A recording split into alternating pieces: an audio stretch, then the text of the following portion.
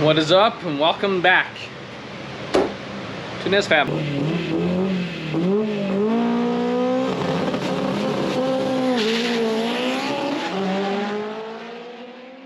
In today's video, we're gonna be doing some NFT work. So, if I'm sure this is probably some of you guys' favorite car on the channel. Some of you guys, we got a couple of good, or we got a handful of subscribers for the whole road racing build. So thank you guys for subscribing, commenting, all that good stuff. But yeah, we're back with NFT. It's back in the garage.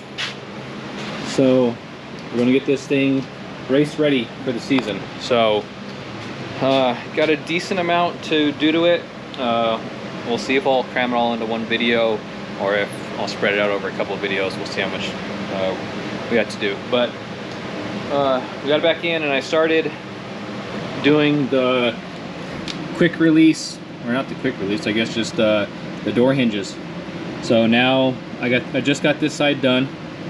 I'll show you guys that in a second. So I had to pull off the fender and all that stuff to get to the hinges to replace that. But now the door itself can just pop right off. So I'm gonna get set up with the POV camera, because I looked over the, well, you guys have seen in the last video. I haven't edited it yet while making this video, but the footage came out pretty good. I'm pretty happy with the audio. So still, make sure you guys are leaving comments on that last video. If you have, right on, thank you. But I'm gonna kind of start recording a little bit more like that, just so I can get more footage and show you guys kind of up close, personal, what we do when working on these cars. So side note, does anyone else have a favorite beverage that they like to sip on while they're working in the garage during hot weather? This is mine. So, Sonic Lemon Berry Slush. Pretty tasty, you know. Helps keep you cool a little bit on the inside. Anyways, I'm gonna get suited up with the camera. I'll get this camera set up, and yeah, I'm just gonna get to work, man. Start getting this stuff done. Let's go. GSD. Okay, suited up. So the side's 100% done with the hinges. I gotta get the fender and stuff back together, but check it out. Let's see here. Pops off. Boom. The door is off. Now these are still factory doors. They're gutted, but they're still quite heavy. Still has got actual glass and stuff in it. So once we get the GSX chassis built, we will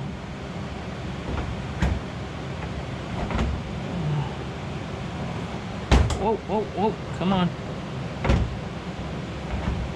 There. Goes on pretty simple. I just messed up there a little bit. And the door closes pretty damn good. Just nice little, yeah, good. So this side's good. I'll take you guys through taking apart that other side and swapping those out. Oh man, all right, let's update you guys real quick on these hinges. We'll get them figured out, I'm sure, but as you can see, we got a little paint mess up now. So when the door opens, I got it to finally kind of clear on this side, but it was rubbing pretty bad at first, and that was from all the trial and error, which I'll get a little paint touch up. It's a race car, not a show car, so I'll get some paint touch up, fix that. Well, we started working on this driver's side, and we're kind of running into the same issue. So I got the door and fenders and stuff off for now. I'm going to reach out to Bulletproof Racing and see if I might be missing something, or if he has some pointers on getting those adjusted. And if so, or if I, you know, find out something, I'll make sure to let you guys know. But that kind of held us up for a while. It spent a lot of time messing around with that stuff. So that being said, I'm going to move forward to, I'm going to get the slipper valve and all that stuff finally finished up, get all the wiring and stuff done. So let me strap up,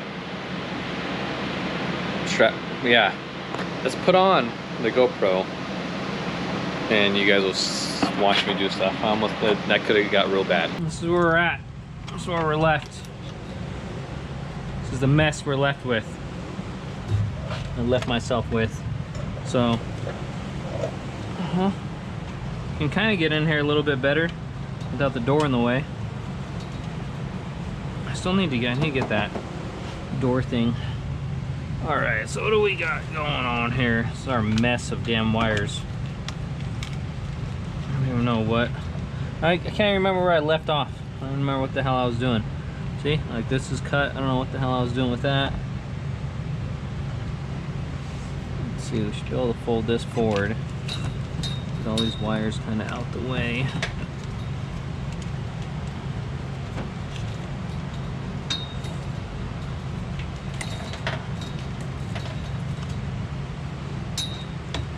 Okay. What we got here? We got an SPI. I think what I was trying to do is trying to find out if I had any more open sources that I can use to log stuff. Pretty much out of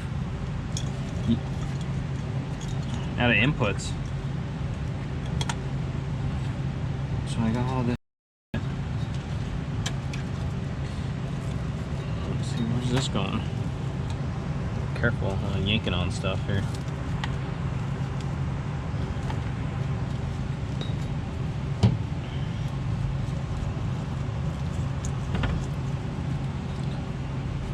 Definitely gonna redo this wiring at some point. See, DPO4.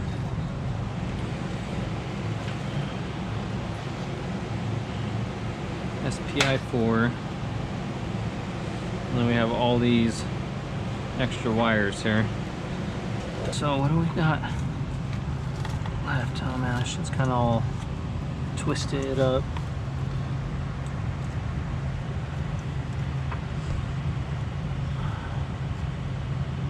Maybe I2.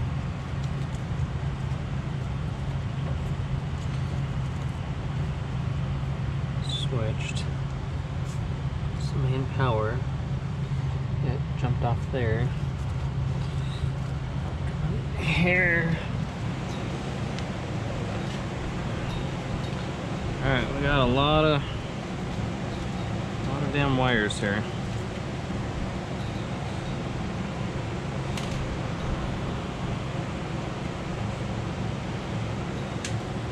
What do these ones say here? We got a 12 volt out, 12 volt, and an SPI3.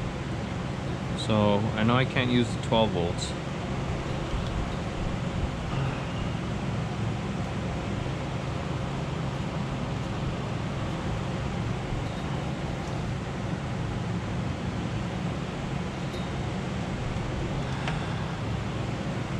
And 12 volt, yeah, switched, yeah. So no, we can't use these ones. Let's wrap these up.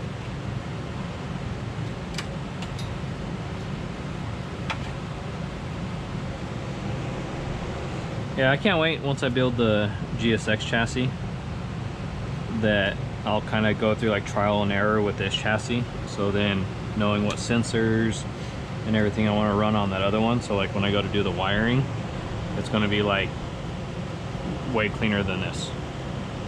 Way cleaner. For one, I'm going to do an R3 system through Haltech, so I won't have to do the fuse box and all that stuff. It'll just literally be the ECU itself, because the ECU has the wideband built in, the fuse box slash relay and all that stuff built in. Be a lot cleaner. And then I'm going to do like a little pigtail from the ECU to like a firewall bulkhead, and then on the other side will be the, you know, other side of the bulkhead, and it'll be the harness out to the car. So like it's gonna be way cleaner. And then I'll have like a pin assignment and everything, and it'll be nice. Okay, so now we know we don't need those. What do we got here? So this was that SPI2 and SPI3, which if I remember right, I don't think I can use those either for analog 12 volt or analog inputs.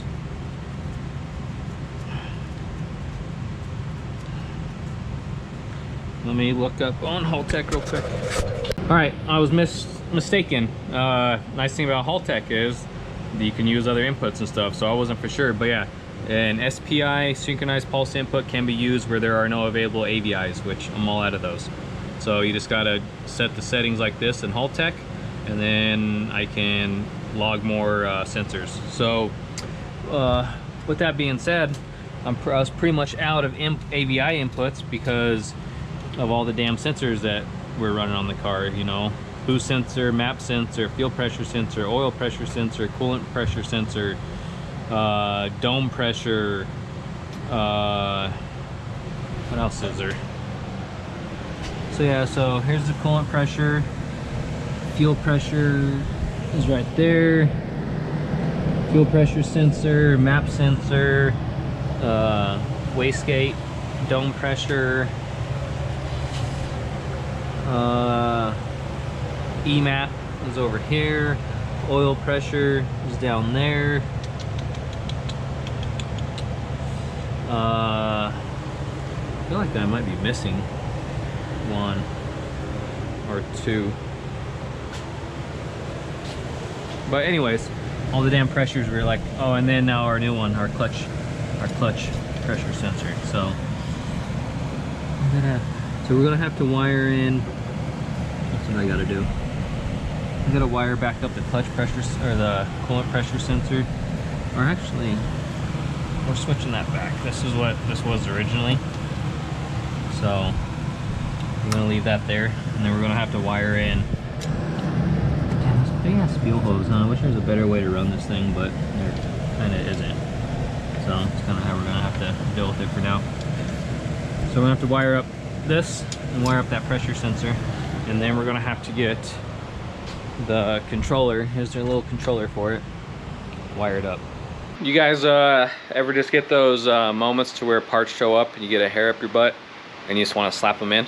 Well, that's what happened with me. So I ordered this KDN, which I know is saying a KDN shifter. It's the next best thing, and it's half the price of it, and this thing's been doing great so far. But got the KDN shift base plate here that allows to slap on the staging brake over there. It's a nice bracket. So in the future, I will eventually upgrade to the KDN shifter.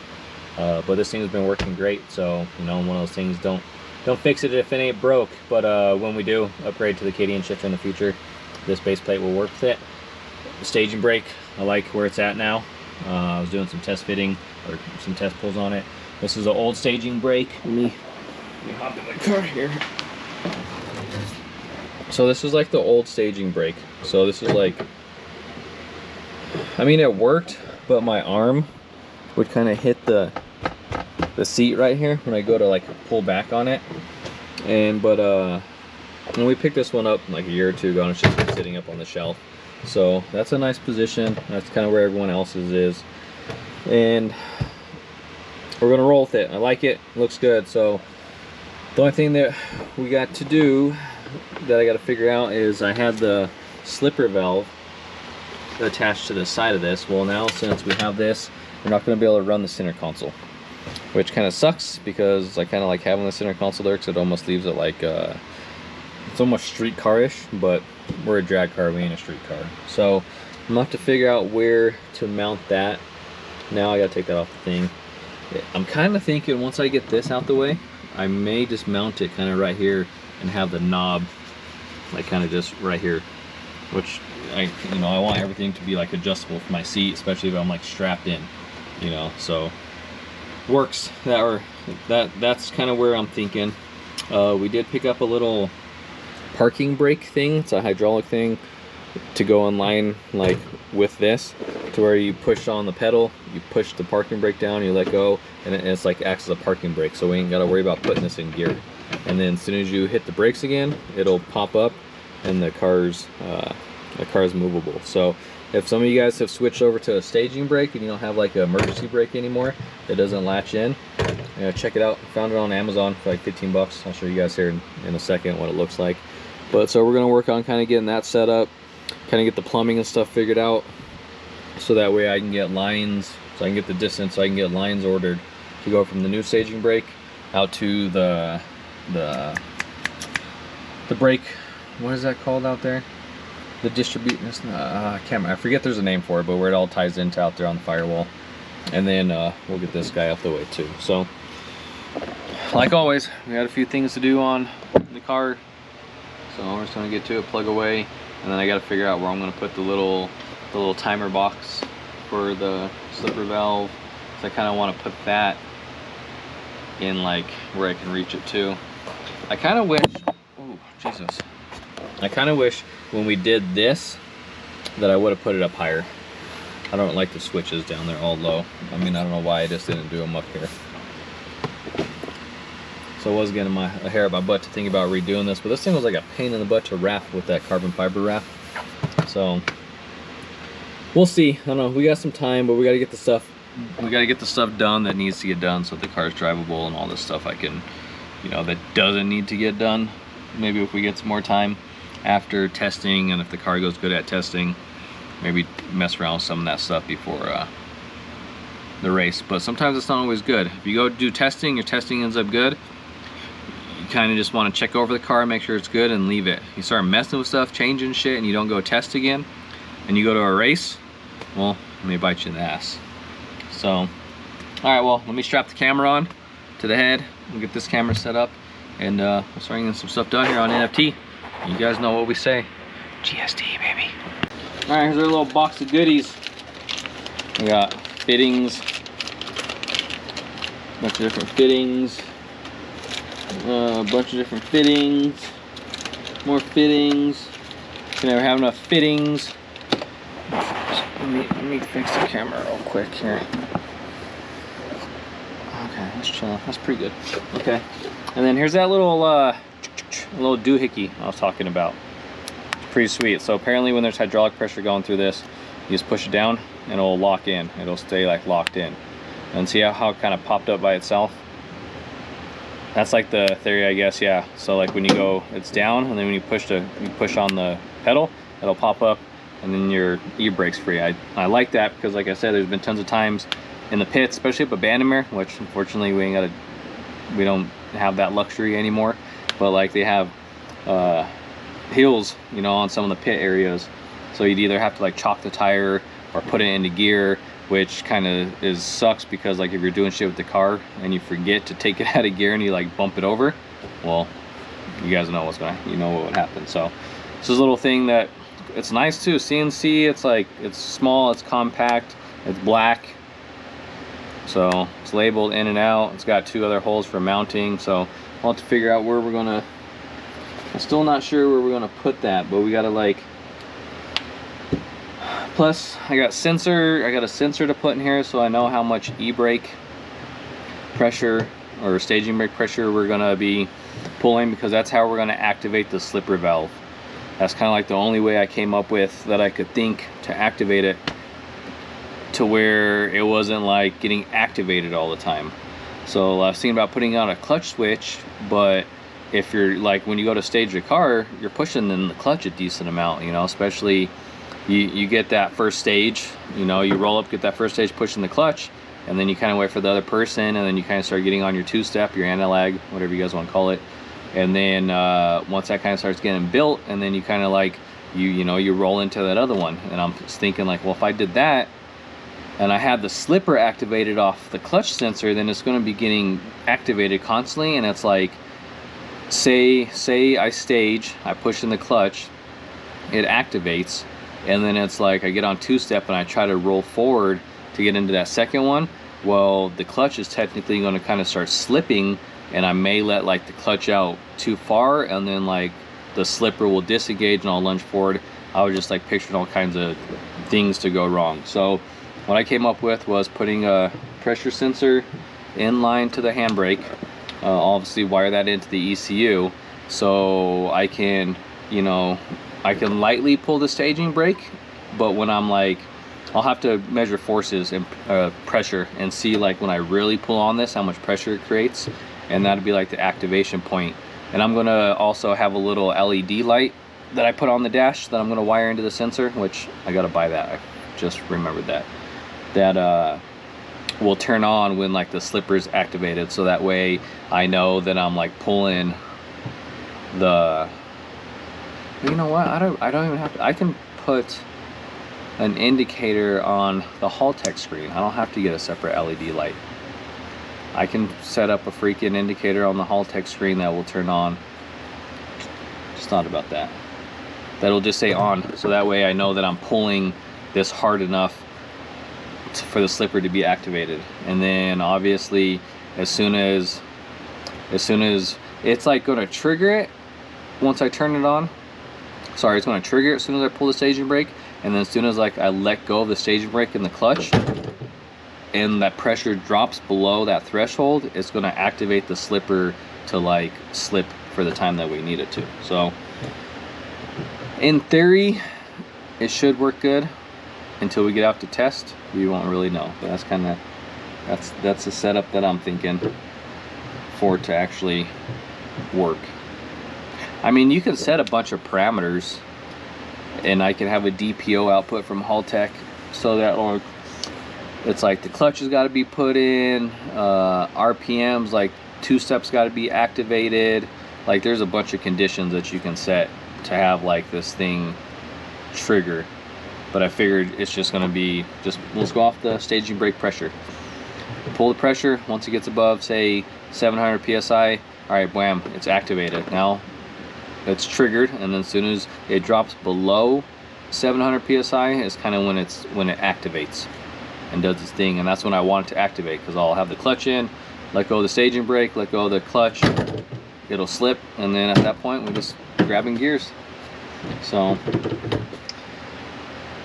a lot of rambling on. Hopefully you guys understood that. Let's get to plumbing up some stuff. We got to figure out, like I said, kind of where this is going to go. We got the slipper valve, stage 1 slipper valve set up now. So I like how that, I like the position of that. That should work good. It's like right there. Everything's kind of within arm's reach. Bam, bam, bam, bam. So we just got these fittings in for the staging brake. So now we just got to figure out where we want to put the little hydraulic thing, the parking brake, hydraulic park brake or whatever. So we're obviously going to need some 90s. They're going to come up over, and I'm thinking about routing the lines down through here, then out through there, or we can kind of keep all the plumbing on this side and run them. But I'm kind of thinking, I'm not sure. I got some 90s right now. I just put some straights on both those sides. I got 90s too. I bought some 90s just in case we need some 90s. So I was trying to figure out where we want to kind of put this thing. And I like how everything is just kind of right here, arm's reach.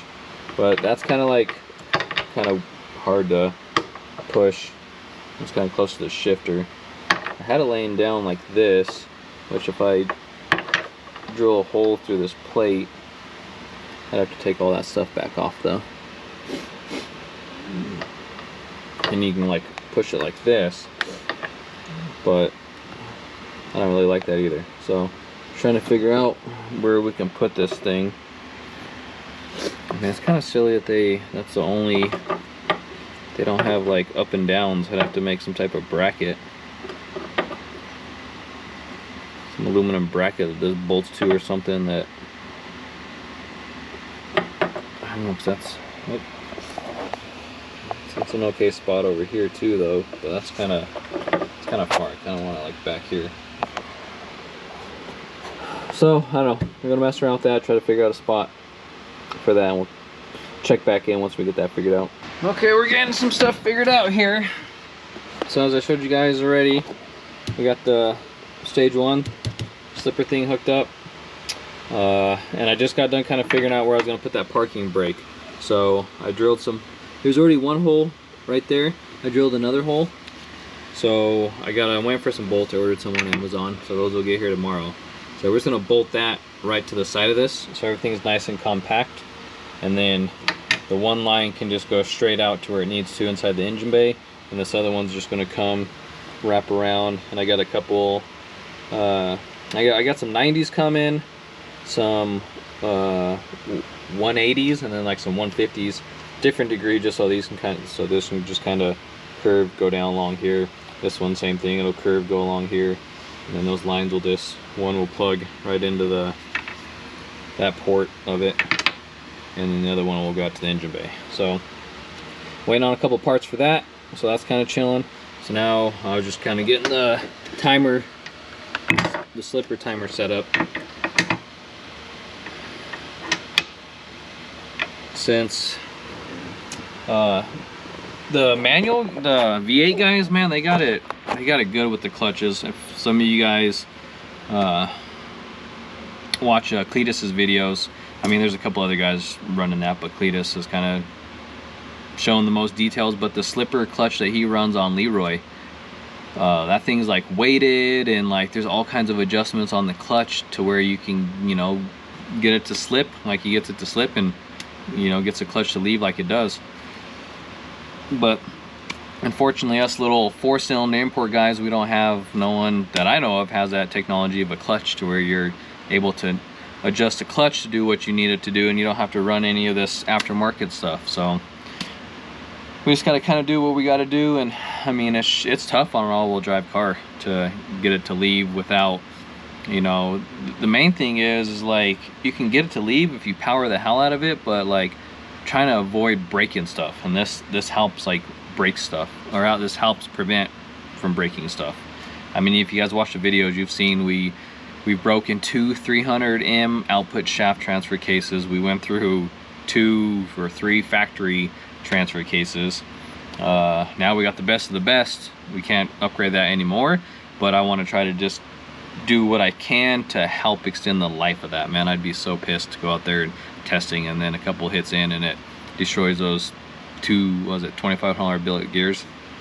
Oh, I don't even want to think about that. So hopefully this helps with the slipping. You know, the front wheel drive guys, they on imports, all the Hondas and stuff, and all the other front wheel drive cars, like they got it a lot easier because the engine doesn't really get bogged down as much because they only got 2 wheels that they're trying to give traction to.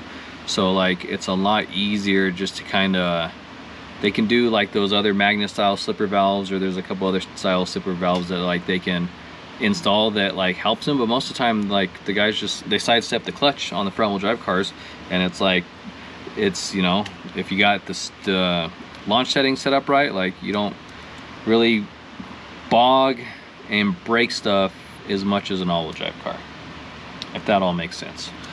So that's kind of like the main reason why we're getting the slipper valve installed. And that's like even a lot of the Mark Leisure, if you guys follow him, badass first gen. He just ran some 7s up at Brainerd. Beautiful car. But I was talking to him kind of about launching strategies, and there's not, unless, you know, unless there's some guys out there that don't really post their stuff or brag about it, or like not really brag about it, but like put it out on the internet, like it's Noel, I think he's down in Puerto Rico, and then you got Mark. Those are the only 2 guys that are running 7s with a H pattern car. I think everybody after that is in the 8 that's active. It's crazy that John Shepard still to this day, which I have a feeling this year he's going to get kicked out of #1 spot, because Noel, is it, I think it's Noel Riviera and Mark are right there at the time. It's like a 7701 is what John Shepard has a record of, and those guys around like 734s, I think. Like they're right there. So this year's probably gonna be the year that old John Shepard gets knocked off the first place. But it's crazy that he has stayed there for so long. It's because like a lot of guys that get to this horsepower level and start to run these times, they get tired of drivetrain stuff breaking on an H pattern car. So that's why they go all auto. So it's like, besides boosting performance, I mean, he's still stick shift, and he's only 6-second DSM. But like Aaron Gregory's in the low 7s, Jake Montgomery does constant 7s, they're all autos. There's a couple other guys out there that are autos that are like in the 7s. But hopefully soon we're like the 3rd or 4th first gen DSM to run 7s. So we got a lot of the stuff to get us there. It's just a matter of putting it all together. So there's a little lesson, there's a little time info on first gen DSMs and who's running what or whatever. But anyways, so we're just gonna get that timer right there, just probably wired up onto that box right there, because that's gonna be something that I don't really need to get to during, like, while I'm kind of like strapped in. You know, that'd be like changes that are made kind of during the tune. Hey, okay, this is what happens. Okay, let's see if we can get this thing to slip for a little bit longer, set that up. So it's like, no, I need to be buckled in. And technically this thing, same thing too. It's not like I'm going to be like in the staging lanes or staging and I'm like, oh, I want to change this a little bit. That thing's going to be kind of just set.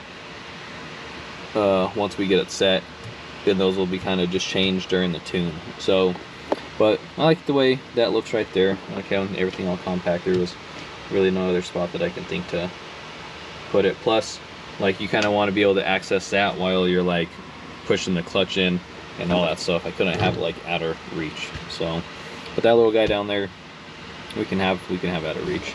There's nowhere really to put it. In the way they got the wires, how the wires are supposed to come out of it. They come out of it on the sides.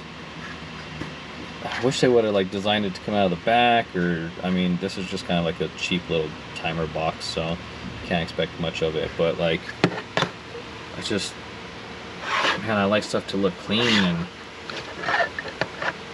so I'm just gonna keep it down there with all the wires. That's it. Said, done, deal. So that's what I was gonna get on the other side of the car, and I'm gonna finish getting that all wired in, and I want to get the wiring all done because it's a freaking mess when you get this all cleaned up. And then we're just waiting on hydraulic or brake lines. We'll finish this up, and yeah, continue just knocking stuff out. You know how we do. Continuing to GSD. So let's get back to it.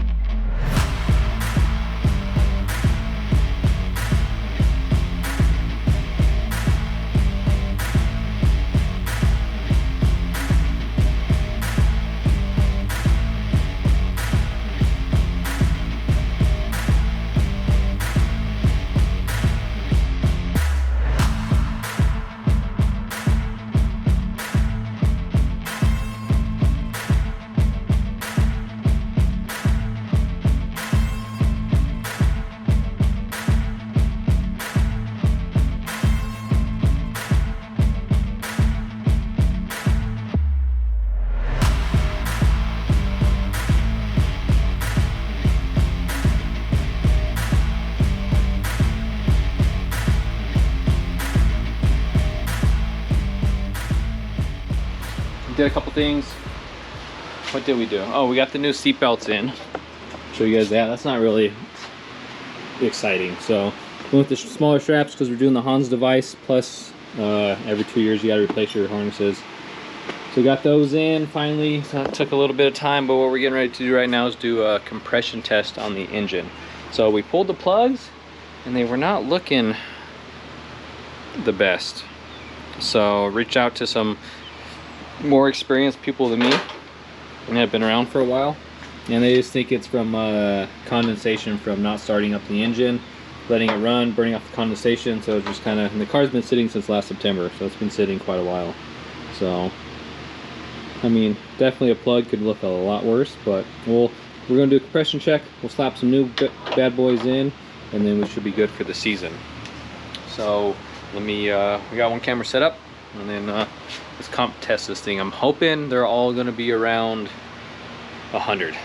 Fingers crossed. I think cylinder 1 might be below 100, but let's find out. You guys can see pretty good. A couple different angles here.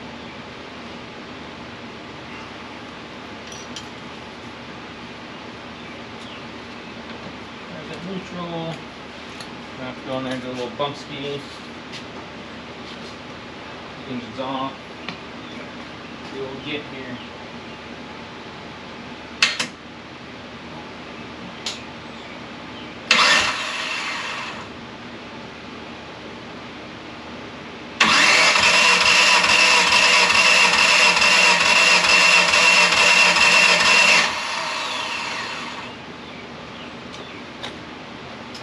Hey, that was pretty good.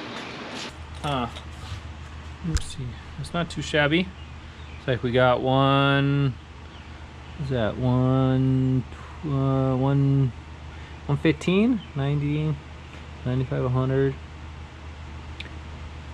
105, 110, 100. Oh, 110. Okay, 110 on 4. 110 on 4. Not too bad. The engines are, you got these rings and stuff gapped pretty good. Pressure's going to be a little lower than that. Okay.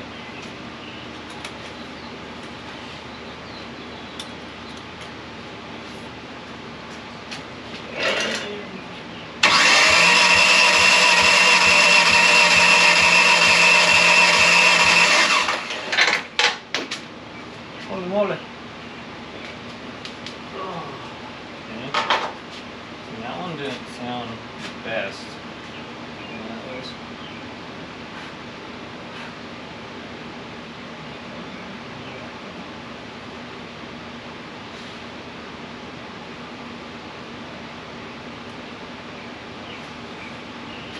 And this is cold too, you guys. Like, this is a cold engine, so that one was below 90. 60, 65, 70, 75, 80, 80 on that one. And two, I'm not full throttle in it, so I'm just kind of getting a benchmark here.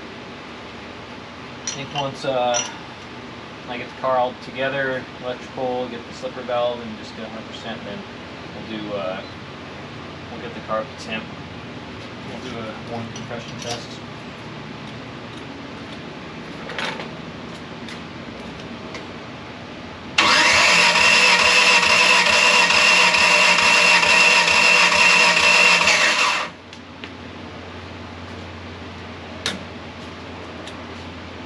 Okay, we got 110.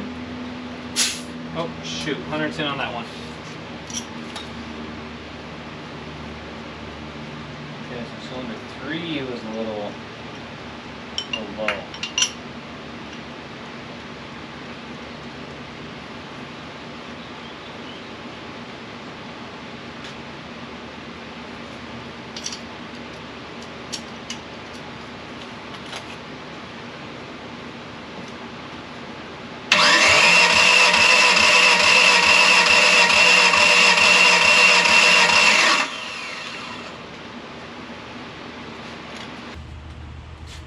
Okay, so cylinder 3, that one was at about 115, 110.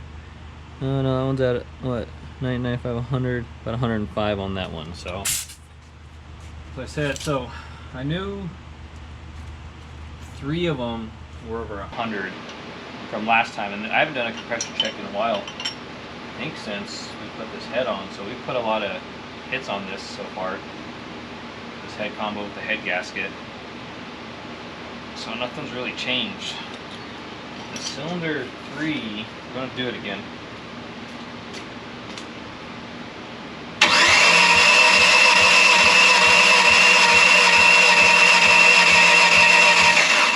Yeah, you can just hear it. It ain't got the compression like the other ones. Yeah, again. 60, 65, 70, 75, 80. So that one's got 80. That one's down on compression a little bit. Which I'm assuming it's the rings. So maybe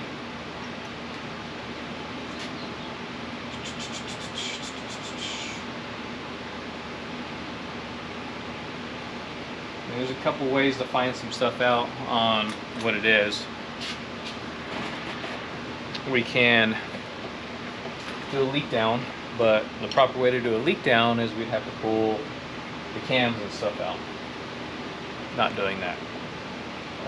Just to kind of test some stuff.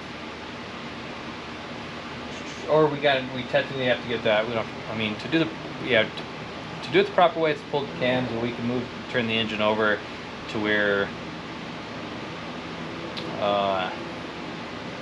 the engine's either on the bottom or top stroke. I can't remember which one's better, but then I think it's the bottom stroke, because then they won't rotate over. Because if you keep it on the top, you pump air into it, it naturally wants to push the piston down.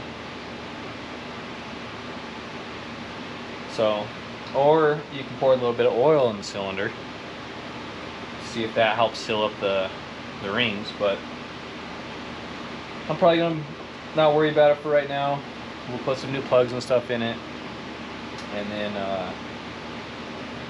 once we get the car ready, we'll get it fired up. We'll do a full heat cycle on the car, and then we'll pull plugs and we'll do a compression check on it when the engine's up to 10, which obviously is going to help the rings expand a little bit and boost and all that compression. It helps rings expand and all that type of stuff too. So like I said, I wasn't too surprised. That's kind of where the engine, the health state of the engine is in the last spot that I remember it being, and we've done a lot of racing on it since then. So Can't claim that. So I'm gonna slap some plugs and stuff in it.